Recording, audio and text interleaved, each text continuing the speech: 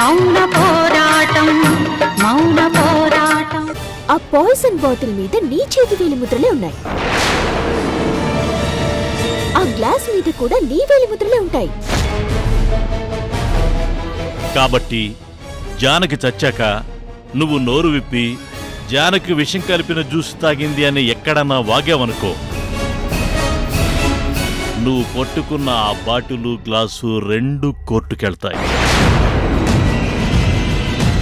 కోర్టులో విషం కలిపింది నువ్వే అని ప్రూవ్ అవుతుంది. అప్పుడు నీకే శిక్ష పడుతుంది. పడనివ్వండి అయ్యా, ఉరిశిక్ష పడనివ్వండి. ఉరిశిక్ష పడితే చేస్తాను.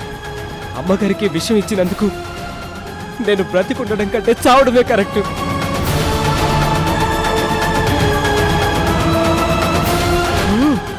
నువ్వు ఈ మాట అంటావురా, నాకు తెలుసు. కానీ నువ్వో విషయం మర్చిపోతున్నావురా. ఇన్ని రోజులు సత్తి ఒక మంచి పనోడు, చాలా మంచోడు అని వాళ్ళ దగ్గర పేరు తెచ్చుకుని ఇప్పుడు తిన్నింటి వాసాలు లెక్కపెట్టి చచ్చాడు అన్న బ్యాడ్ నేమ్ మిగుల్చుకొని పోతావురా. రే సత్తిగా, నువ్వు బతికుంటే కనీసం నువ్వు నిర్దోషివి అని నిరూపించుకోవడానికైనా అవకాశం ఉంటుందిరా. వాళ్ళ దృష్టిలోని మంచితనం మంచితనంగానే ఉంటుంది. అందుకే నువ్వు ఈ విషయం ఎక్కడా చెప్పడానికి ట్రై చేయకు. చెప్పావనుకో జాగ్రత్త, పోలీసులు నిన్ను చావగొట్టడం కంటే నేను నీ ప్రాణం తీసేస్తాను. తెలుసుగా నేను పెట్టే నరకం ఎలా ఉంటుందో. నోరు మూసుకొని అవతలకు పో. అయ్యో దేవుడా, నా చేతులతో ఇంత దుర్మార్గం చేయించవేంటి స్వామి?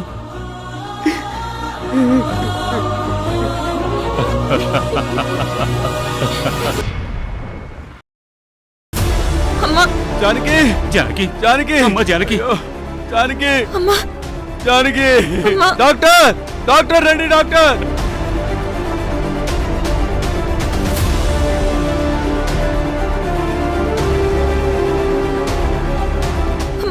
కళ్ళు తెరవమ్మా.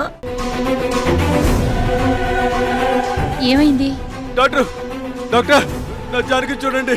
అసలేం జరిగింది? ఏమో డాక్టర్ గారు, ఇంతవరకు బానే ఉంది.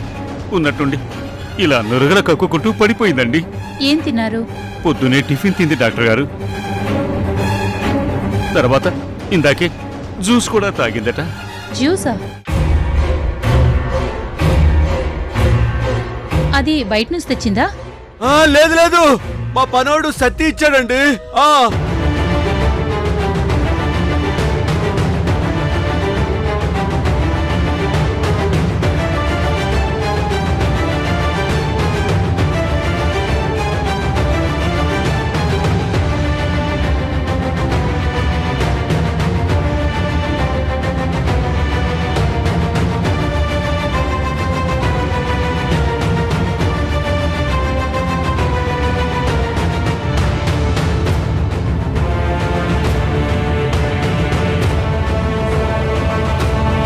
Patient condition is danger.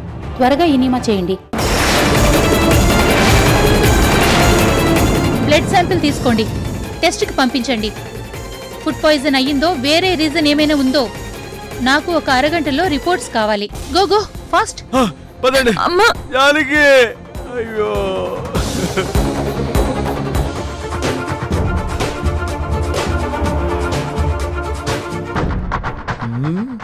ఇన్నాళ్లైనా ఈ దుర్గచూపు విషయంలో నా డౌట్ ఇంకా అలాగే ఉంది. ఇదే మంచి సిచ్యువేషన్. దుర్గ ఒక్కతే ఉంది.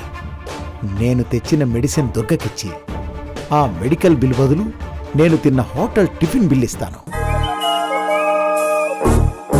అప్పుడు మెడిసిన్స్ అన్నీ వచ్చాయో లేదో చెక్ చేసుకోమంటాను. ఈ సింపుల్ టెక్నిక్తో తెలిసిపోతుంది దుర్గకి చూపుందో పోయిందో.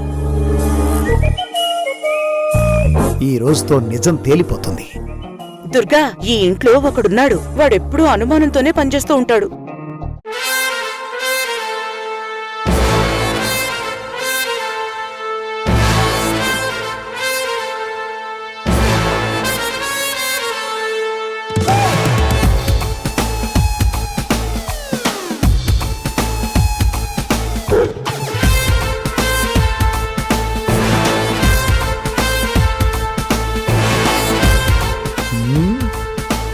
ఈ దుర్గ నేనొచ్చింది కూడా చూడలేదంటే ఖచ్చితంగా తన చూపులో ఏదో తేడా ఉంది.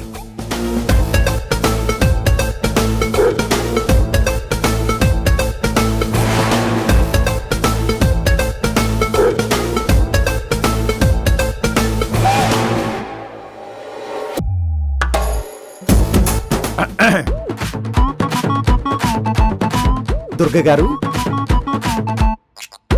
మీరు చెప్పిన మందులన్నీ తెచ్చాను. ఒకసారి చెక్ చేసుకోండి. ఇదిగోండి టాబ్లెట్స్ బిల్లు.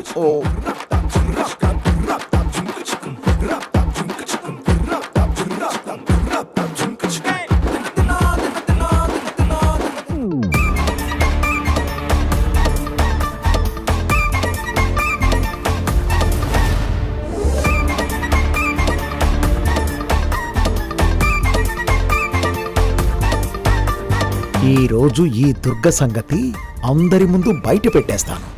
నా అనుమానానికి తెర దించేస్తాను. రఘురాం, నువ్వేమనుకుంటున్నావు నాకు అర్థమవుతుంది.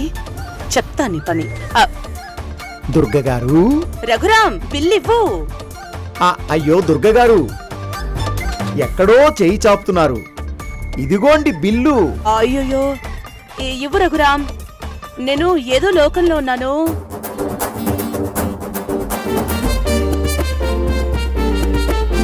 ఇదిగోండి, చెక్ చేసుకోండి.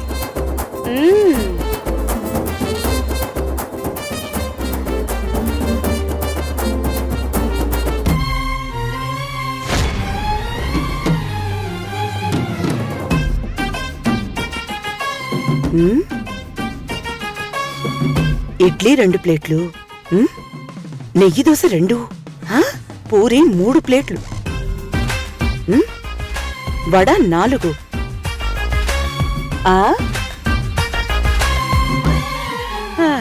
రఘురాం, ఏంటిది?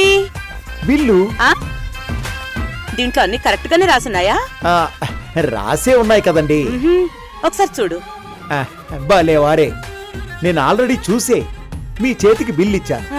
మీరే ఈ మందులన్నీ ఆ బిల్లులో ఉన్నాయో లేదో కరెక్ట్ గా చెక్ చేసుకొని చెప్పండి. చెప్తే ఇదిగో మిగతా చేంజ్ కూడా ఇచ్చేస్తాను. సరే, ఒకసారి ఇది పట్టుకో రఘురాం. దేనికి? పట్టుకో, చెప్తా. ఓకే. ఫస్ట్ మెడిసిన్ పేరేం రాసుందో చదువు. చదువు.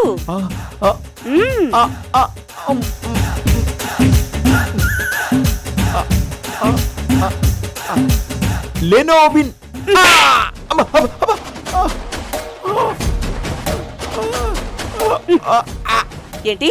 ఏంటది? లెనోవిన్నా? ఇడ్లీ కదా? ఇడ్లీ లెనోవిన్ ఎప్పుడైంది? తర్వాత నెక్స్ట్ ఉంది, చదువు. చదువు.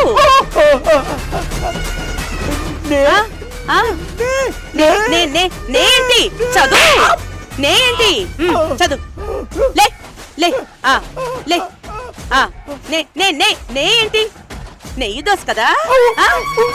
నెయ్యి దోశ కదా?